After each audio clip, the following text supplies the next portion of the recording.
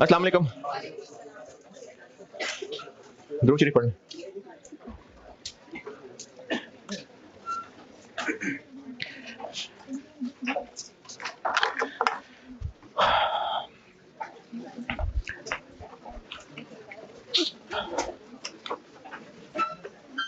ये जो अभी बात बता रहा हूँ, हो सकता है आपको पता ही हो, लेकिन पता ही हो क्योंकि मैंने जब weighted average contribution per unit सिखाया था तो तब यही बात की थी। लेकिन एक बात बता रहा हूं, आप लिख लेना तो अच्छी बात है, काम की लगे तो लिख लेना, और काम की ना लगे तो भाई मैं काम की बातें करता हूं, बेकार बात तो मैं करता ही नहीं, तो काम की ही है। वैसे टोटल यूनिट्स 5000 और इनमें से 40% के ऊपर सेल प्राइस 200 रुपए लगनी है और 60% के ऊपर सेल प्राइस 170 रुपए लगनी है। तो टोटल सेल्स 5000 में से 40% यूनिट्स पे 200 रुपए और 5000 में से 60% यूनिट्स पे 170 रुपए। क्या आंसर आया? 9 9 10 11 12 9 10 000।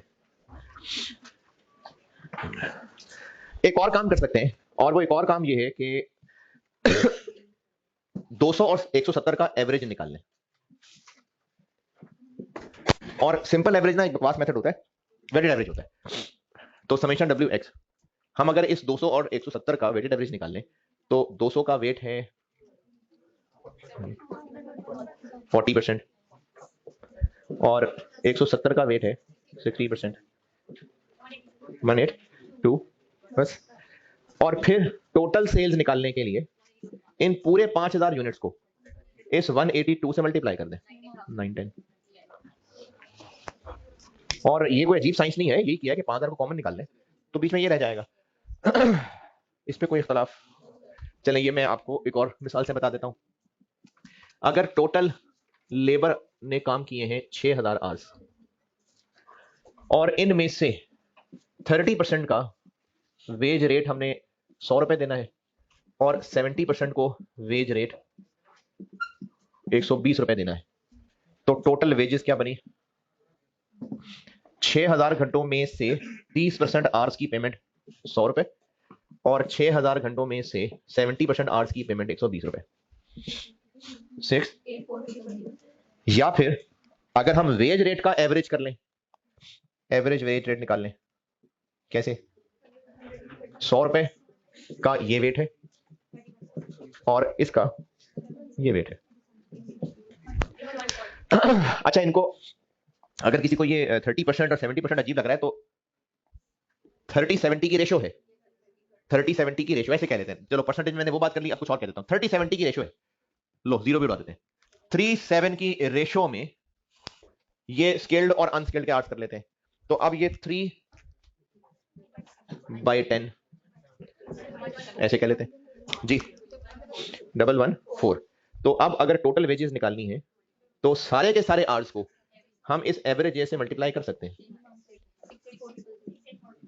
तो इन दोनों मिसालों में एक मैंने चले परसेंटेज की वैरायटी कर ली, एक रेशो की कर ली। इससे मैं बताइए रहा हूं कि अगर एक पॉपुलेशन का एक पोर्शन पे कोई और रेट लगना हो, एक पोर्शन पे कोई और रेट लगना हो, तो हम ये भी कर सकते हैं कि उन डिफरेंट रेट्स का वेटेड एवरेज ले लें और उस एवरेज को पूरी पॉपुलेशन पे लगा दें, तो सेम रिजल्ट आएगा, है ना? तो ये मिसालें लिखें जरूर, लेकिन जो मैंने कंक्लूजन बताया फिर वो भी लिखना। क्या कंक्लूजन बताया है? कंक्लूजन ये बताया है कि अगर टोटल पॉपुलेशन में से कुछ पोर्शन पे कोई और रेट, और अब वो पॉपुलेशन जो मैं कह रहा हूं वो क्वांटिटी यूनिट्स भी हो सकते हैं, आर्ट्स भी हो सकते हैं। अगर टोटल कोई है पॉपुलेशन, उसमें एक पोर्शन पे कोई और रेट और दूसरे पे कोई और रेट लगना है, तो अगर हम उन रेट्स का एवरेज निकाल लें तो वो ही एवरेज पूरी पॉपुलेशन पे लगा लेंगे तो भी टोटल आंसर सही आएगा।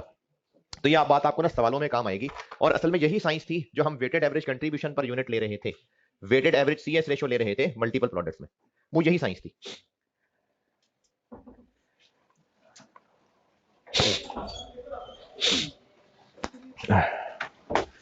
वालेकुम अस्सलाम, जज़ाकल्लाह।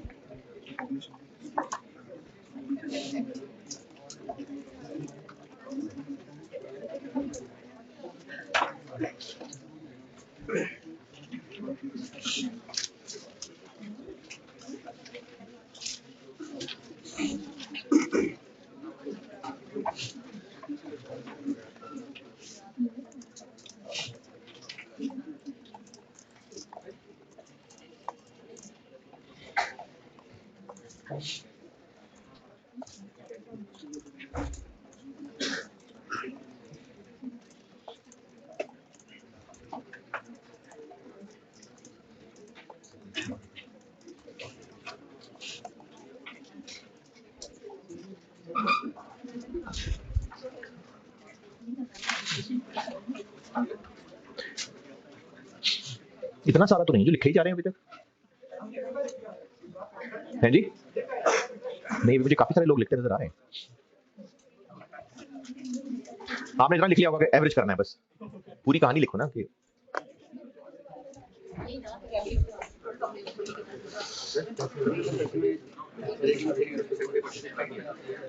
कल कौन सा? हाँ, इससे पहले मैंने खुद ही बना के सवाल कराया था, वो भी नहीं समझ आया था। उसमें कैसे क्यों किया था डिवाइड? 25% मार्जिन ऑफ सेफ्टी था ना, तो इसका मतलब 75% ब्रेक इवन सेल है बजटेड सेल्स की। तो पहले हमने ब्रेक इवन सेल निकाली, फिर उसको 75% से ग्रॉस अप किया तो बजटेड सेल्स आ गई। अच्छा, वो सवाल बड़ा ही जबरदस्त सवाल था, मुझे ख्वाहिश है कि आपने किया हो होमवर्क वाला सवाल। मसले होंगे, नहीं सवाल ही समझ नहीं आया। नहीं यार, ऐसे ना करें यार,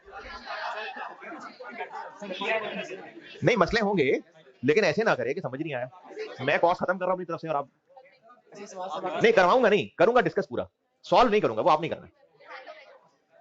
कर मैं सारा तसल्ली से डिस्कस लेता हूं, लेकिन अगर आपने छोड़ ही दिया सवाल को तो ये तो अच्छा नहीं गया यार।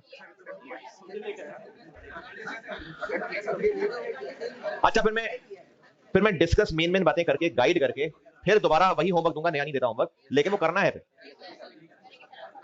मैंने बोर्ड पे पूरा सॉल्व नहीं करना है वो। अच्छा, इतने सारे लोगों में कोई भी एक काम का स्टूडेंट नहीं, किसी से नहीं हुआ? चलो ठीक, ये लिखा। अच्छा, वो नीचे वाला तो देखा नहीं, सॉरी। हाँ, अब ये जो जेर जमीन मखलूक है, इनमें से किसने किया होमवर्क वाला सवाल? 1 2 इस अटेम्प्ट में करने का पूछ रहा हूँ, पिछले वाले को नहीं काउंट करना। 2 लोगों ने किया बस। अच्छा ठीक, ये नोटेड। चले, एक बात और बता रहा हूँ, वो भी ना फिर खुद अपने अल्फाज में लिखना।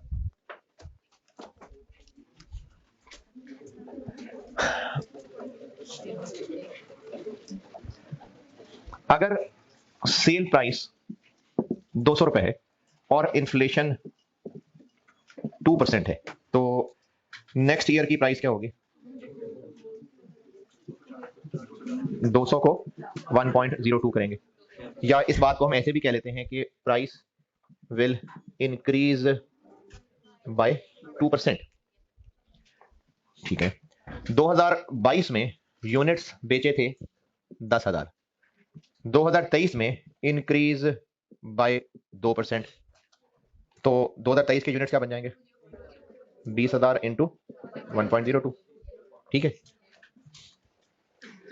कमीशन 3% थी, इट विल इंक्रीज बाय 2%। तो अब जो नई कमीशन है वो 3+2 होगी या 1.02 होगी? 3+2 होगी। क्यों? तो ये भी बाय बाय है, वो भी बाय, ये भी बाय, ये भी बाय।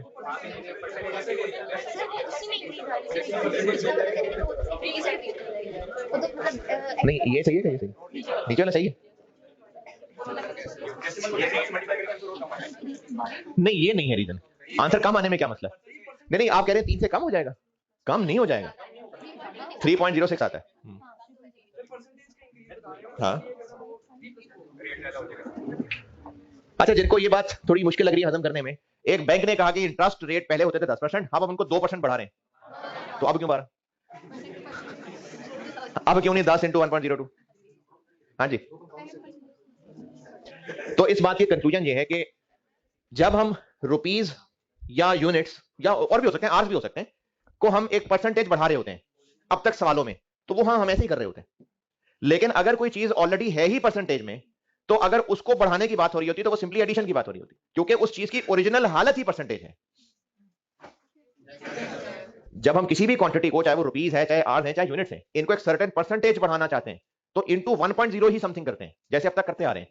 लेकिन अगर एक चीज की ओरिजिनल हालत परसेंटेज है, interest rate, commission rate, discount rate, वो है ही परसेंटेज में, और उसको भी ये कहा जा रहा है कि 3% बढ़ जाएगा, 2% बढ़ जाएगा, तो ये मैं कोई रूल नहीं बता रहा, एक कॉमन भी नहीं, एक नॉर्म्स की बात बता रहा हूं कि जब एक चीज ऑलरेडी कोट ही परसेंटेज की शक्ल में होती थी और कहा जाए किसी को कि हम 2% और बढ़ाने लगे, तो उसी में एडिशन होने लगी। जैसे अगर पहले सेल प्राइस 200 रुपीज होती थी, रुपीज, और बिजनेस कहते हैं हम 10 रुपए और बढ़ाने लगे, तो जो पहले रुपी कोटेड है उसमें 10 और ऐड करने लगे।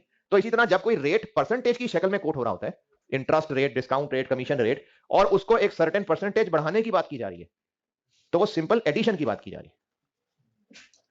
उसमें और इन दो मिसालों में फर्क है। नहीं समझ आया? बस इससे पहले कि दिमाग से निकले कुछ ऐसा लिख लें जो आप जिंदगी में दोबारा पढ़े तो आपको समझ आए।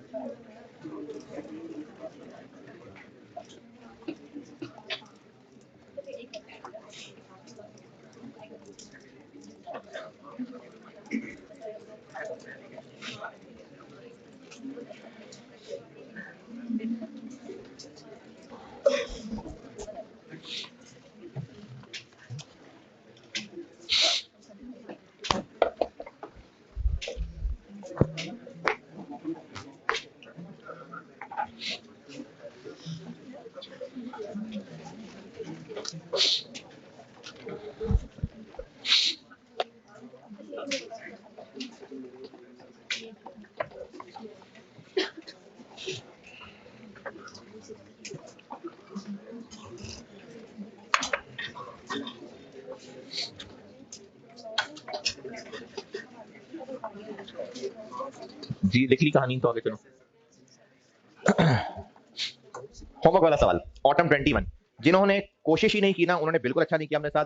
जिन्होंने कोशिश की है, अगर वाकई की है, और उस कोशिश में ये शामिल था, या उस कोशिश से ये मुराद थी कि अपने आप को तैयार कर रहे थे, करना है, सवाल करना है, होमवर्क, उठ उठ होमवर्क करना है, होमवर्क करना है, और फिर कोशिश कर करके आपने वो नहीं कर सका होमवर्क। ये नहीं है कोशिश।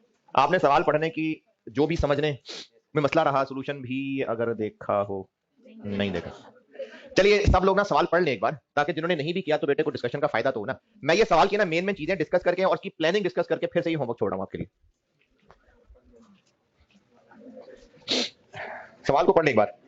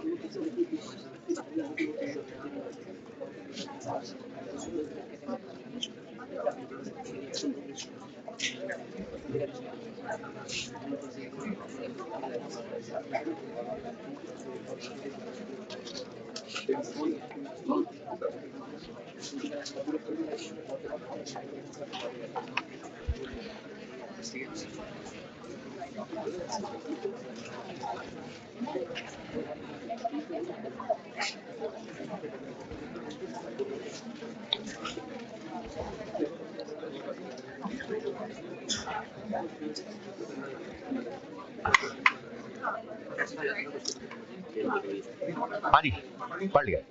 जिन्होंने वाकई ही अभी पढ़ा है या घर में भी उन्होंने कोशिश की थी, तो इसमें ना जो 2-3 मसले सवाल पढ़ के होते हैं, मैं वो भी डिस्कस करता हूँ, फिर थोड़ी सी कैलकुलेशन की डिटेल में भी जाता हूँ, यानी पूरा डिस्कस गाइड करके फिर ये होमवर्क दोबारा देता हूँ आपको। इसमें सबसे पहला मसला कि ये कैसे पता है, इस चैप्टर का सवाल है। क्लियरली नाम लेके ब्रेक इवन सेल और मार्जिन ऑफ सेफ्टी पूछी हुई है, तो इस चैप्टर के सवालों को पहचानने में मसला नहीं होता, सॉल्व करने में मसला होता है। और वो क्या मसले हैं वो आपको नजर आते जाएंगे प्रैक्टिस से कि मुश्किलें असल में होती क्या है। एक आध सवाल कराऊंगा, उससे भी बताऊंगा कि ये मुश्किल क्यों है चैप्टर। तो इसमें सबसे पहली बात तो ये होती है कि ये पहचाने कि इस चैप्टर का सवाल है, तो ब्रेक इवन और मार्जिन ऑफ सेफ्टी के वर्ड्स से पता चल गया।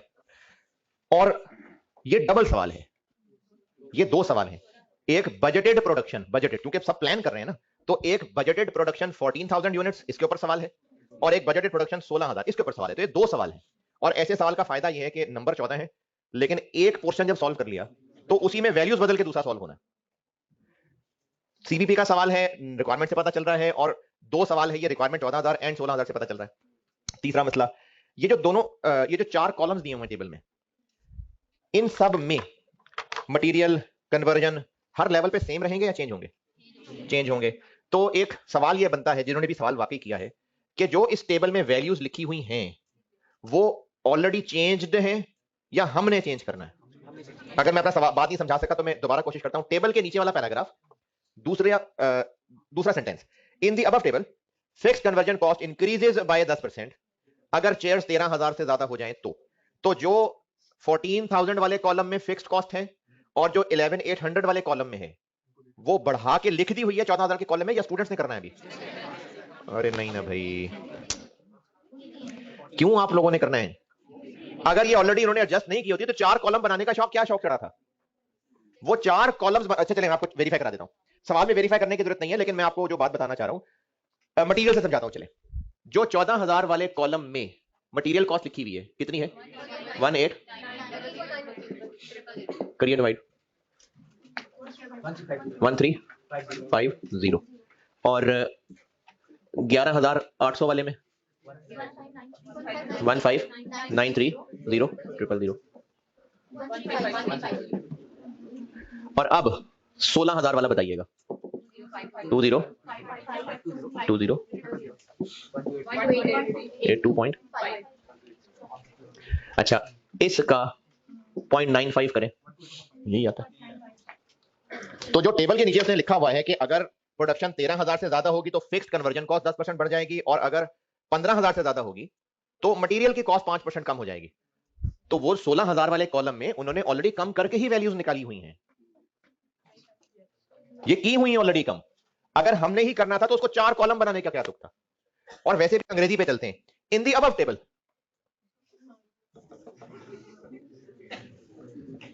तो कह तो रहे in the above table fixed cost, fixed conversion cost increases by 10% if इतना, further material cost reduce by इतना। तो उसने कहा तो है ऊपर वाले टेबल के अंदर ये हुआ है। तो जो टेबल में फिगर्स हैं उन्होंने अकॉर्डिंगली ही फिगर्स दी हुई हैं। और वैसे भी अगर हाई लो मेथड लगाएं, ये स्लैब्स वाला सवाल है, तो उसने इंक्रीज डिक्रीज फिगर्स दी होंगी तो हाई लो लगेगा ना आपसे, वरना कैसे हाई लो मेथड लगाएंगे? तो ये जो 4 कॉलम बनाए हुए हैं ये उन्होंने सही फिगर्स कैलकुलेट करके दी हुई हैं। ओके।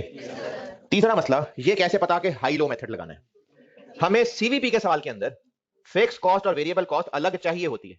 सीवीपी तो है ही वेरिएबल और फिक्स की तमीज, हमें अलग चाहिए। लेकिन कन्वर्जन कॉस्ट बस कन्वर्जन कॉस्ट है, उसमें कहां है फिक्स्ड और वेरिएबल? तो तोड़नी पड़ेगी ना। तो आपको इन 4 कॉलम्स में कन्वर्जन कॉस्ट टोटल नजर आ रही है, तो हाई लो मेथड लगाना पड़ेगा, उससे फिर फिक्स्ड और वेरिएबल टूटेगी। और ये वो केस 2 है जिसमें स्लैब रेट चेंज हो रहे थे, तो वो इस टेबल के नीचे वाले पैराग्राफ से पता चल रहा है। और हाई लो के लिए पहले आपको तमीज से तरतीब से लिखना पड़ेगा डेटा, और इसमें फिक्स्ड के फिर बनाए। फिक्स कॉस्ट कहां से चेंज हो रही है और वेरिएबल कॉस्ट कहां से चेंज हो रही है?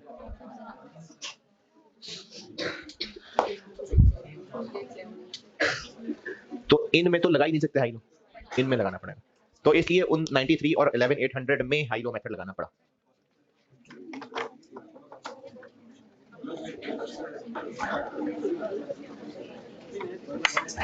चौथा मसला, सेल प्राइस जो टेबल में आ रही है, सेल प्राइस जो टेबल में आ रही है वो नेट ऑफ कमीशन है, 3% नेट हुआ हुआ है, जबकि हमने कस्टमर्स को डिस्काउंट भी देना है, तो ग्रॉस सेल प्राइस निकालेंगे तो डिस्काउंट देंगे ना। तो पहले आपको टेबल में दी हुई प्राइसेस को 97% से ग्रॉस अप करना पड़ेगा ताकि ग्रॉस सेल प्राइस निकले। उसके बाद अलग अलग डिस्काउंट्स हैं, तो ये डिस्काउंट 25 शेयर्स और 50 शेयर्स, अब हमें कैसे पता 25 किनको बेची है 50 किनको बेची है? तो ये 25 शेयर्स और 50 शेयर्स ये परेशान करने के लिए जरूर है, हमें उसने रेशो बता तो दिया 60-30-10। तो इस पूरे पैराग्राफ का कंक्लूजन ये है कि 60% शेयर्स पे ये प्राइस लगनी है, 30 पे ये प्राइस लगनी है, 10 पे ये प्राइस लगनी है। तो कर लें एवरेज, ये जो भी बताया था, ये जो भी बताया था। सेल प्राइस 4 कॉलम्स में जो दी हुई हैं उनके साथ लिखा हुआ है कि वो नेट है। जैसे चले मैं 16,000 वाले बताता हूं, इसमें सेल प्राइस कितनी है 28, लेकिन हमें इसको 97 से ग्रॉस करना पड़ेगा 29, ये है ग्रॉस सेल प्राइस। जिन लोगों ने ये बल्क ऑर्डर ना लिए, यानी नॉर्मल,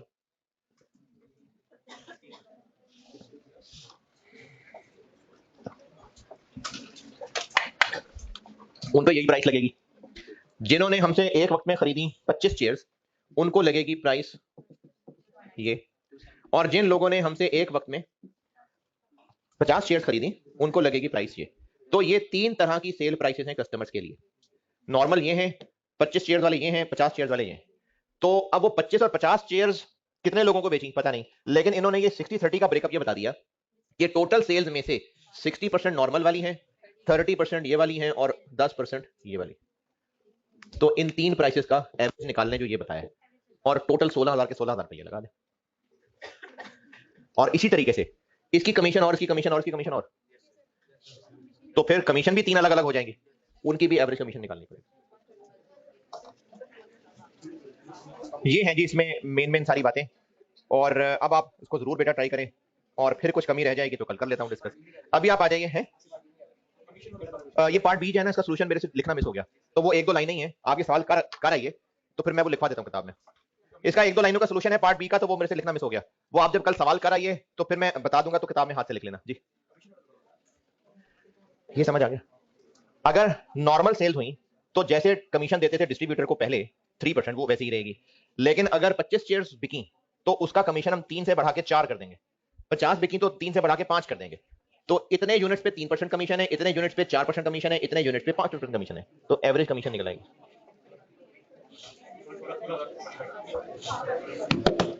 दोबारा बोलिए। ब्रेक इवन,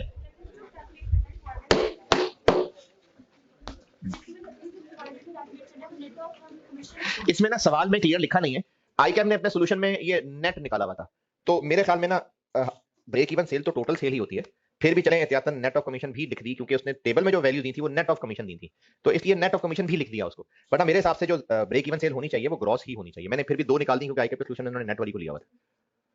ये होमवर्क है, अब सवाल आपने करना है।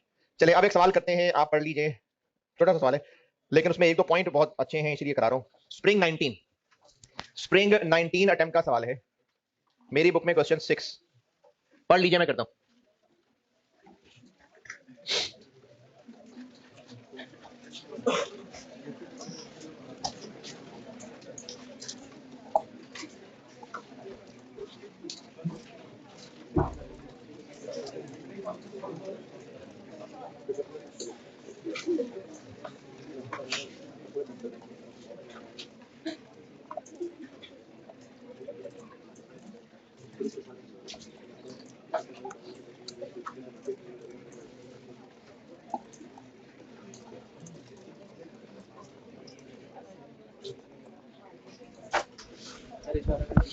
क्या जी?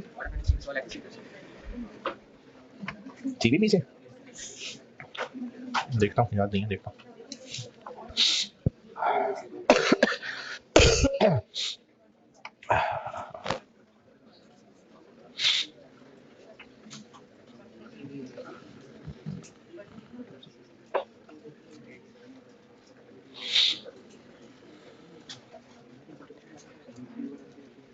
हाँ जी, मल्टीपल प्रोडक्ट ब्रेक इवन आया था, आसान था।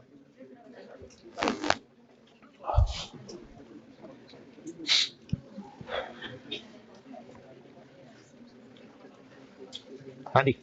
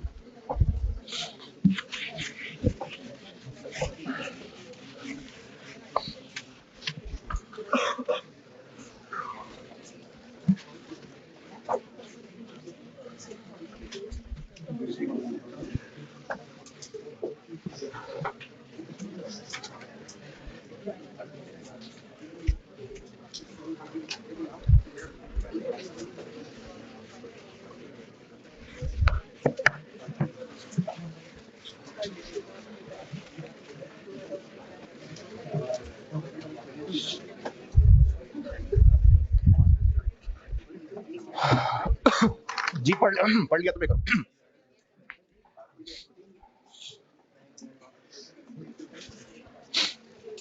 अच्छा, ये वो ऑनलाइन वाले बच्चों के लिए जो रेगुलर क्लासेस ले रहे हैं, जो नहीं रेगुलर ले रहे वो तो मेरी बात ही जाके पता नहीं 15-16 फरवरी को सुनेंगे।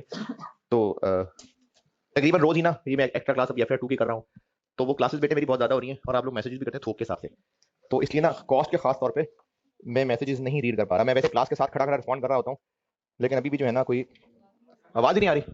चलिए उनको आ रही होगी, तो आप लोग बहुत मैसेजेस करते हैं यार, तो मैं रिस्पॉन्ड नहीं कर पा रहा, लेकिन ये कि इंशाल्लाह कोशिश करूंगा टाइम निकाल के करूं। तो आपस में एक दूसरे की मदद कर दिया करें, बच्चे एक दूसरे को जवाब दे दिया करें, लेकिन मैं करूंगा इंशाल्लाह रिस्पॉन्ड। काफी सारे रिपीटर भी होते हैं, तो और बहुत तजुर्बेकार रिपीटर होते हैं, आते जा रहे होते हैं आते जा रहे होते हैं, तो कुछ बच्चों को हो सकता है ये लगे कि ये तो बजटिंग का सवाल है। सवाल की रिक्वायरमेंट क्या है? Budgeted profit and loss. तो ये हो सकता है कि कुछ रिपीटर्स की बात कर रहा हूं, आप जो नए बच्चे हैं आपको क्या पता, पहले ये बजटिंग ना 2022 से पहले ये कॉस्ट के सिलेबस में था, तो ये था ऑफिशियली बजटिंग का सवाल, लेकिन इसके अंदर की जो छुपी हुई गहराइयां हैं, तो उसकी वजह से मैं इसको टेक्निकली, ये आवाज का मसला हो रहा है यार, रेहान देखो बाहर कोई इमरान।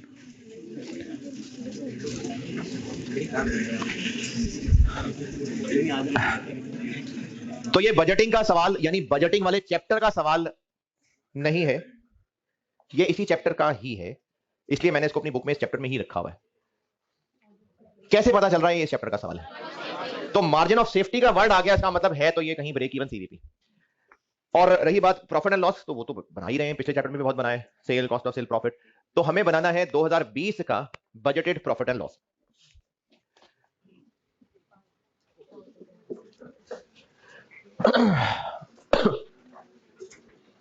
Party budgeted payment.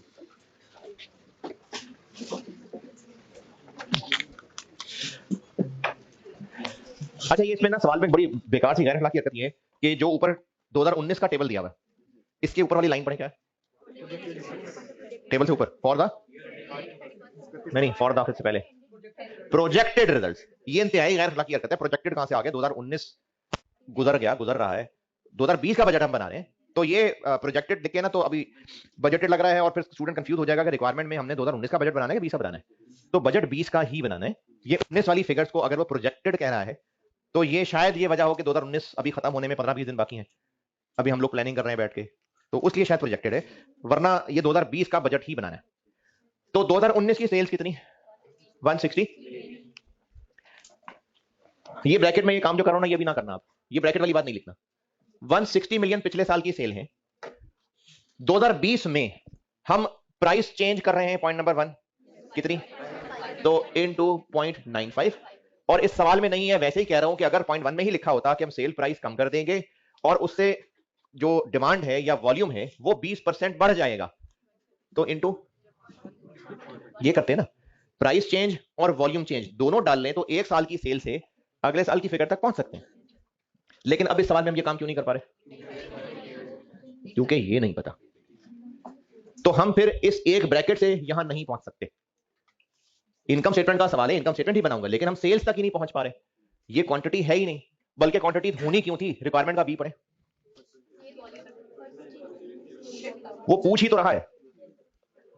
अगर ये जो मैंने 1.2 लिखा था 20%, 20 ही तो पूछ रहा है तो देना क्यों था उसने?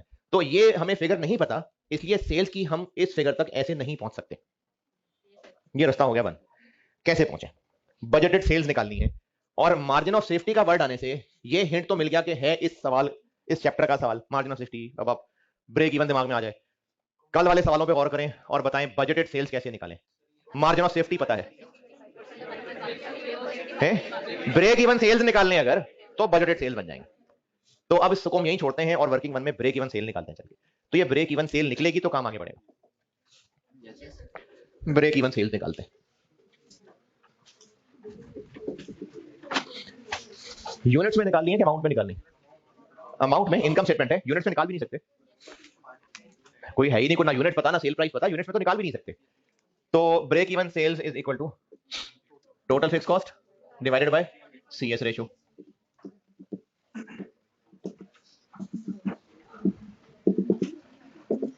दो 2020 का सवाल सॉल्व कर रहे हैं ना, तो 2020 की टोटल फिक्स कॉस्ट कितनी पता नहीं, और सीएस रेशियो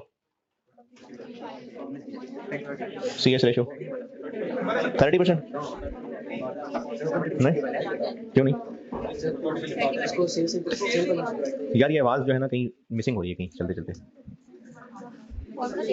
जी इमरान, मुझे नहीं पता किस जगह पर है, लेकिन हुई है, तो भी हुई है ना, मजाक तो नहीं कर रहा ना मैं।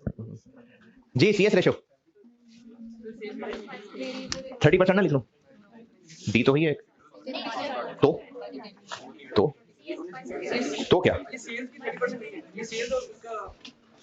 ये जो कंट्रीब्यूशन मार्जिन दिया हुआ है ये सीएस रेशियो ही है। कंट्रीब्यूशन मार्जिन 30%, ये सीएस रेशियो को ही कहते हैं कंट्रीब्यूशन मार्जिन। तो क्या इस साल भी ये नहीं होगी? क्यों नहीं? जरूर होती, लेकिन जब प्राइसेस ही चेंज हो जाएंगी तो फिर ये रेशियो सीएस रेशियो नहीं रह पाएगी। सेल प्राइस कम हो रही है 5%, वेरिएबल कॉस्ट कम हो रही है 10%, तो इनका तो आपस का रेशियो ही चेंज हो जाएगा, तो सीएस रेशियो चेंज हो जाएगी, इसलिए हमें सीएस रेशियो भी निकालनी पड़ेगी।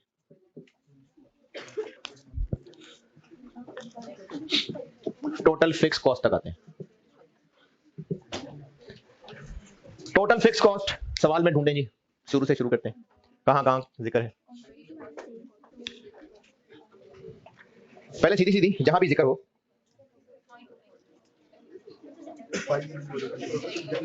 हाँ जी, एक तो पॉइंट नंबर 1 के अंदर 5 मिलियन की कैंपेन की कॉस्ट आ गई, ठीक है, ये है फिक्स्ड, ये फिक्स्ड है, पक्की बात है। क्यों? क्योंकि वेरिएबल नहीं है।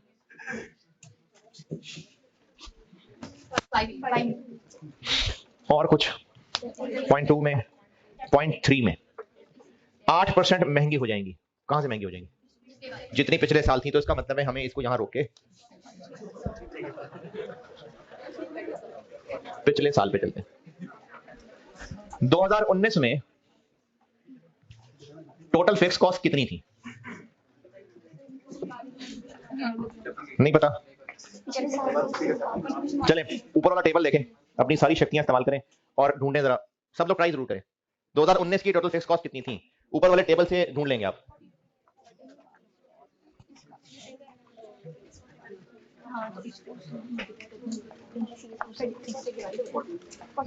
$48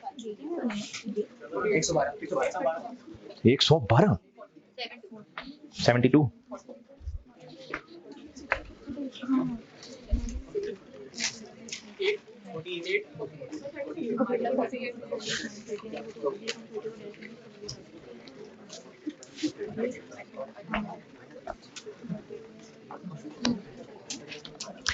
अच्छा, ये जो फिक्स कॉस्ट आप ढूंढ रहे हैं ना, ये वो मुश्किलें हैं जो आपके बड़े बूढ़े कहते हैं कि सीडीपी बहुत मुश्किल है। ये मसले असल में कि इस सवाल में ना रिक्वायरमेंट तो क्लियरली पता होती है, लेकिन कब कहां से किधर निकल जाना है और कौन से फार्मूले को रिवर्स करके कहां पहुंचना है, ये मुश्किलें होती है। अब टोटल फिक्स कॉस्ट 2019 की नहीं नजर आ रही, लेकिन आपको ये पता है कि ये break even sales is equal to total fix cost over CS.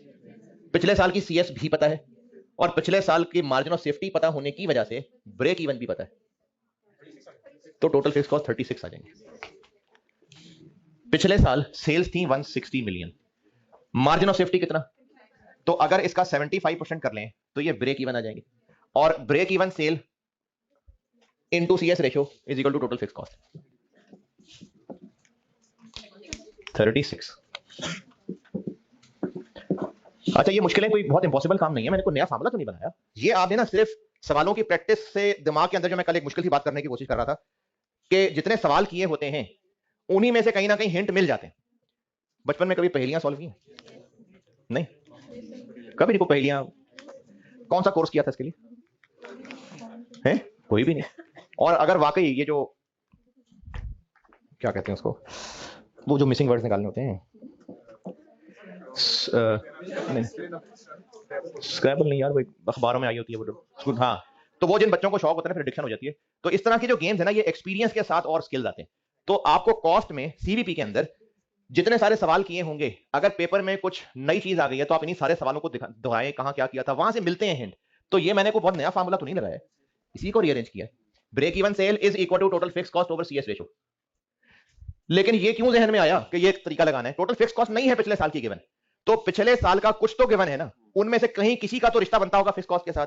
CVP वाला चैप्टर है, कोई ब्रेक इवन के फार्मूले में फिक्स कॉस्ट आ जाती है। तो इस तरह से जब सोचेंगे गहरा तो मिलते हैं फिर इस तरह के रास्ते। ये 36 है, ये इन्फ्लेट हो जाएगा नहीं, इसमें से डेप्रिसिएशन भी है 40%। जो बाकी हैं 21.6। तो अब 2020 में ये होगा कि डेप्रिसिएशन तो यही रहेगी। क्यों यही रहेगी? कोई नई मशीन थोड़ी खरीदेंगे। और जो अदर्स हैं 21.6, ये 8% महंगे हो जाएंगे। 3.73, ये हमें ब्रेक इवन सेल की फिक्स कॉस्ट मिल गई।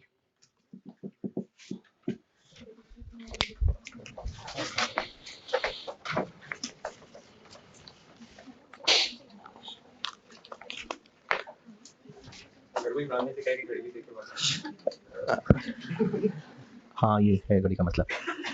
लेकिन वो जो मर्जी कर देगा, डिसाइड तो मैंने करना है कि ठीक है कि नहीं, घड़ी खराब ही रहनी। फिक्स कॉस्ट सारे बच्चे फिक्स कॉस्ट की वर्किंग में बताएं कोई परेशानी। अब आते हैं नई सीएस रेशो पे।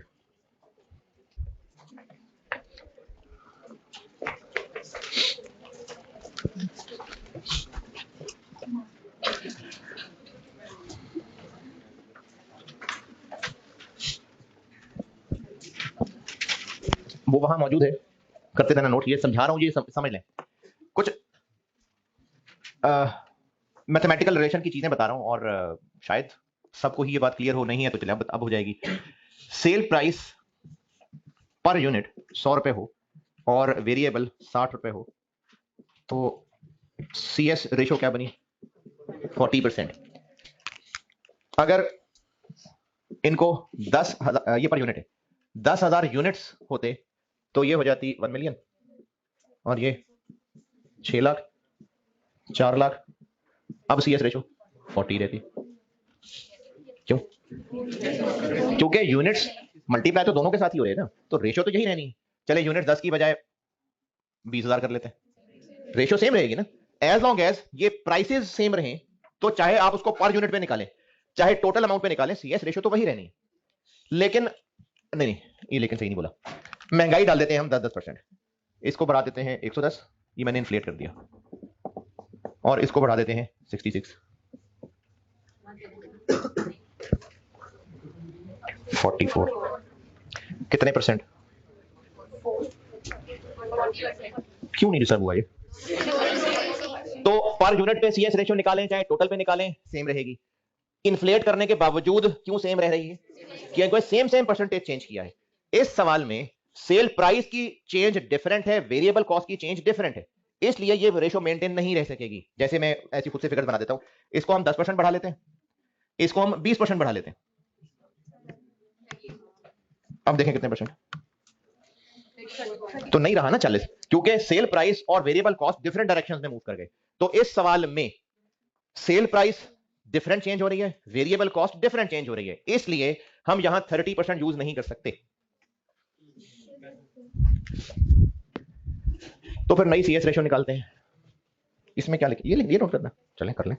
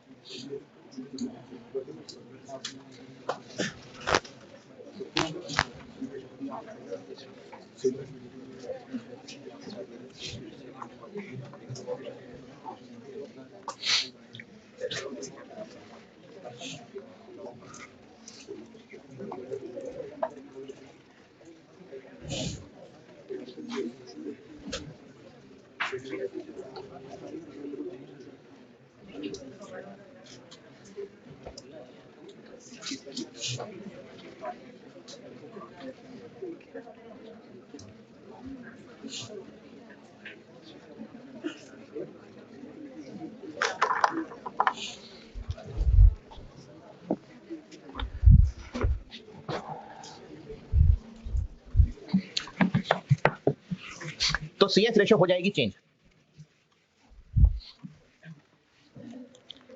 नई CS रेशियो निकाल दो, 2020 की एप्लीकेबल CS रेशियो निकालने लगा। दो तरीकों से करा रहा हूं, दोनों में से जो आपको ठीक लगे, लेकिन दोनों ही बता रहा हूं, दोनों ही आने चाहिए। सेल प्राइस और वेरिएबल कॉस्ट, इनमें जो चेंजेस बताई जा रही हैं वो परसेंटेज की शक्ल में है, या ये है कि सेल प्राइस 5 रुपए बढ़ जाएगी, वेरिएबल कॉस्ट 8 रुपए बढ़ जाएगी, परसेंटेज में है। और सेल्स और वेरिएबल कॉस्ट का आपस में भी एक परसेंटेज का रिलेशन होता है, यानी 30% कंट्रीब्यूशन का मतलब है 70%। अब ये सब चूंकि आपस में परसेंटेजेस में जुड़े हुए हैं ना, तो आप वर्किंग 3 ऐसे कर सकते हैं, सेल प्राइस अज्यूम 100 रुपए, तो फिर वेरिएबल कॉस्ट कितनी थी? 70 रुपए। 70 अज्यूम नहीं की मैंने सिर्फ इसको 100 अज्यूम किया है, उसके बाद सब मैं इस 100 से ही जोड़ूंगा। 100 रुपए मैंने 100 रुपए नहीं 200 रुपए अज्यूम कर लें, सब कुछ आपस में कनेक्टेड परसेंटेजेस से है चूंकि, तो मैं यहां 100 की जगह 400 भी अज्यूम कर लूंगा ना, एंड आंसर सेम ही रहेगा। तो ये 70 कैसे बनाया? 30% कंट्रीब्यूशन है तो 70% वेरिएबल कॉस्ट है। अब आते हैं 2020 पे। 2020 में क्या होगा? सेल प्राइस 5% कम हो जाएगी, 95 हो जाएगी। वेरिएबल कॉस्ट 70 इंटू 0.9, 0.3 पढ़े, ऑन ऑल कॉस्ट या only fix cost? All cost. तो वेरिएबल कॉस्ट कम हो जाएगी कि बढ़ जाएगी? पहले कम होगी, फिर कुछ देर बाद एहसास होगा ये क्या हुआ, फिर बढ़ जाएगी। 2% से कम हो जाएगी। 8% से महंगा रेट्स ने होना है। एफिशिएंसी इंप्रूव होने का मतलब है कि शायद टाइम कम लगे, मटेरियल कम लगे, क्योंकि पॉइंट 2 में लिखा हुआ है कि हमने कुछ कंट्रोल बेहतर करने हैं। हो सकता है पहले हमारे जो वर्कर्स हैं वो मटेरियल अपने अब्बा जी का समझ के इस्तेमाल करते हो और आर्स भी खुल के आराम से सुस्ती में लगाते हो। जब उन लोगों को खींचेंगे तो हो सकता है आर्स कम लगे, मटेरियल कम लगे, ये एफिशिएंसी हो गई। इसकी वजह से जो कॉस्ट में कमी आएगी वो अलग है, और 8% महंगाई एक अलग चीज है। ये जो वेरिएबल कॉस्ट पर यूनिट 70 रुपए लगती थी, इसलिए क्योंकि एक यूनिट बनाने में 10 घंटे लगते थे, हो सकता है 9 घंटे लगे, तो 10% कमी आ जाएगी ना। वो 9 घंटे इसलिए लगे क्योंकि महंगाई हो गई।